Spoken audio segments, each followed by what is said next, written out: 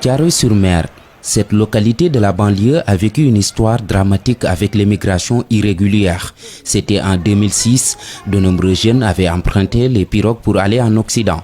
Conséquence, la plupart d'entre eux sont portés disparus et jusqu'à présent, ils ne sont pas retrouvés malgré les multiples recherches effectuées.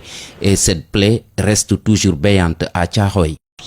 J'avais perdu un frère et un cousin en 2006. C'est un douloureux souvenir pour toute la famille. Aujourd'hui, des jeunes de cette localité du département de Pikine ont des envies d'ailleurs. Ils sont plus que jamais déterminés à braver la mer pour aller en Europe. C'est du moins ce que nous ont informé ceux que nous avons eu à rencontrer. Si je vois une pirogue, je partirai. Je sais très bien que c'est risqué, mais je n'ai pas le choix. La vie est très dure au Sénégal.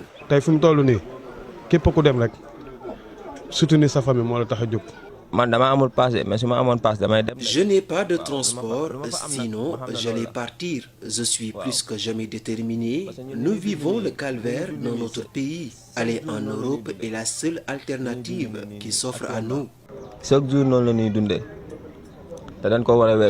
Les causes de ces voyages clandestins sont multiples. Le chômage galopant est cité comme étant la principale raison. S'y ajoute la pauvreté chronique qui secoue plusieurs localités du pays. Si c'est des régions qui ont été oubliées, il n'y a aucune infrastructure dans ces régions. Il n'y a absolument rien du tout.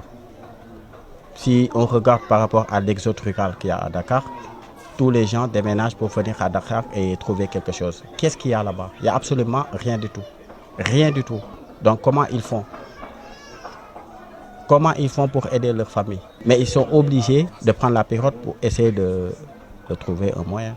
Cet oiseau qui survole les eaux de mer tel un avion, il fait penser à un voyage par vol, une voie légale préconisée pour se rendre à l'étranger. Mais au Sénégal, emprunter ce chemin n'est pas du tout chose facile. Il faut remplir toutes les conditions d'obtention de visa. Il faudrait voir au niveau des ambassades quels sont exactement les types de papiers qu'ils demandent. Il faudrait que des gouvernements fassent des efforts et parlent, par exemple, aux ambassades d'alléger le système de visa. Parce que c'est très difficile quand même. Il y a des passeurs qui sont là, qui te demandent 4-5 millions comme ça. Après, c'est pas tellement facile de trouver ça. Nous sommes tous des soutiens de famille.